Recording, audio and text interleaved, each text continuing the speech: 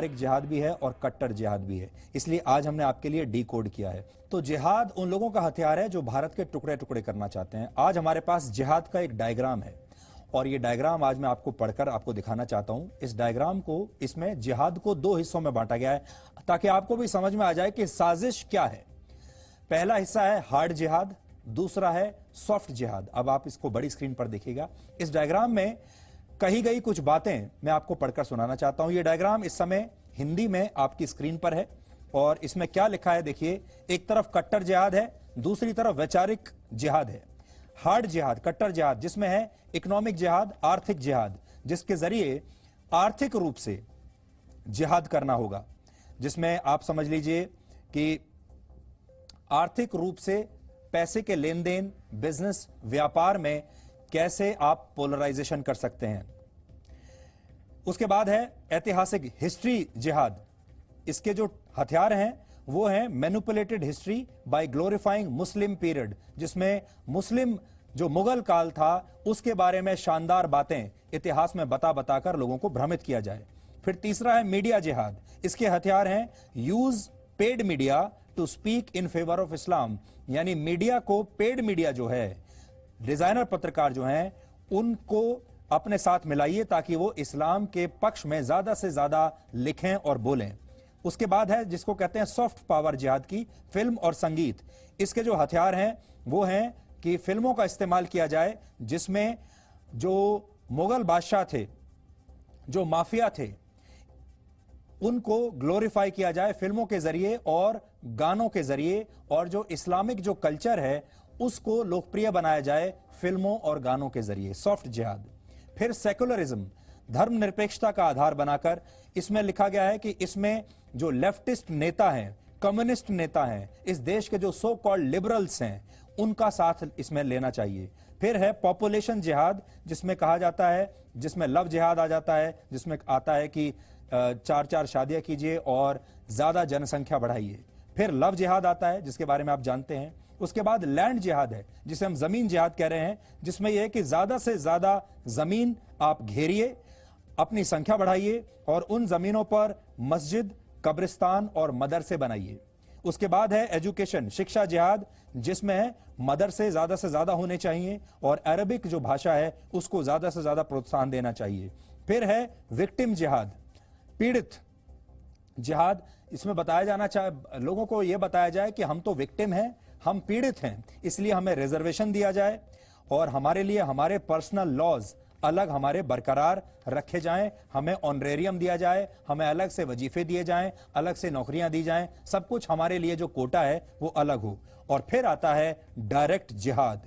Direct जिहाद जो होता है वो असल हथियारों से होता है, गोली बारूद से होता है, और इसके अंदर जो आता है वो ये है direct armed action against non Muslims, यानी इसमें हिंसा की बात कही गई है, आतंकवाद की बात कही गई है। तो जो आतंकवादी सोच वाले, कट्टर सोच वाले जो लोग हैं जिन्होंने भारत में जिहाद छेड़ने का फैसला किया है, तो जिहाद को आप सिर्फ ये मत समझिए कि जिहाद सिर्फ हथियारों से लड़ाई जाएगी। जिहाद अलग अलग हथियारों से, जो हथियार, एक तो आपके वो हथियार हैं जिनसे जान ली जा सकती है, लेकिन एक वो हथियार हैं जिनसे दिमाग पर असर डाला जा सकता है। इसलिए एक सॉफ्ट जिहाद है और एक हार्ड जिहाद है, वैचारिक जिहाद भी है और कट्टर जिहाद भी है। इसलिए आज हमने आपके लिए डिकोड किया है।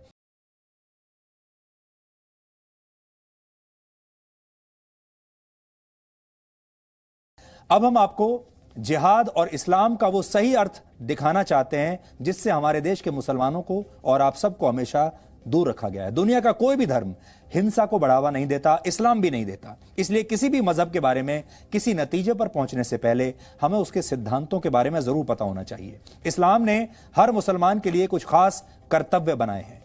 इन्हें इस्लाम के 5 स्तंभ कहते हैं। जिहाद को इस्लाम का 6ठा स्तंभ माना जाता है।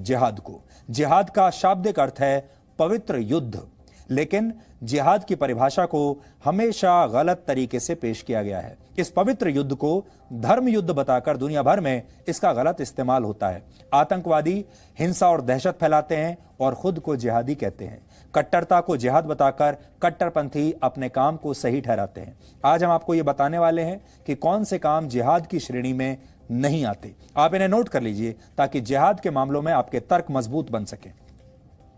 अगर किसी के ऊपर इस्लाम कबूल करने के लिए जबरदस्ती की जाए तो इसे जिहाद नहीं कहा जा सकता। अगर किसी देश या क्षेत्र पर कब्जा जमाने के लिए उस पर हमला किया जाता है तो इसे भी जिहाद नहीं कहेंगे। इसी तरह अगर आर्थिक फायदे के लिए किसी इलाके पर हमला किया जाता है तो यह जिहाद नहीं है। सिर्फ अपनी ताकत का प्रदर्शन करने के नाम पर, लीडर की ताकत का प्रदर्शन करने के नाम पर हिंसा को जिहाद नहीं कहा जा सकता। अगर निर्दोष लोगों, बच्चों, महिलाओं की हत्या की जाती है या उनका बलात्कार किया जाता है, इसे भी जिहाद बिल्कुल नहीं कह सकते। और अगर किसी पर हमला करके उसकी संपत्ति का नुकसान किया जाता है, इसे भी जिहाद नहीं कहेंगे। इसी तरह अगर किसी को हराने के लिए जैविक युद्ध का सहारा लिया जाता है तो इसे भी जिहाद नहीं कहा जाना चाहिए। जिहाद ही नहीं, इस्लाम में तो साधारण युद्ध के लिए भी कई सख्त नियम हैं और इन नियमों का पालन न करना गुनाह माना गया है। पहला नियम यह है कि आप युद्ध की पहल खुद नहीं कर सकते। यह युद्ध किसी बादशाह या सुल्तान के निर्देश पर नहीं बल्कि सिर्फ किसी धार्मिक नेता के कहने पर ही शुरू किया जा सकता है। ये नियम ये भी कहते हैं कि युद्ध में दुश्मन को भी पूरा सम्मान देना चाहिए और दुश्मन सैनिकों के साथ न्याय करना चाहिए। दुश्मन सेना के घायल सैनिकों का इलाज उन्हें अपना सैनिक मानकर करना चाहिए। युद्ध जितनी जल्दी हो सके उसे समाप्त करना चाहिए। अगर दुश्मन शांति की पहल करे तो फौरन युद्ध विराम की घोषणा कर देनी चाहिए। युद्ध के दौरान कुओं या पानी के स्रोतों में जहर डालना बिल्कुल प्रतिबंधित है।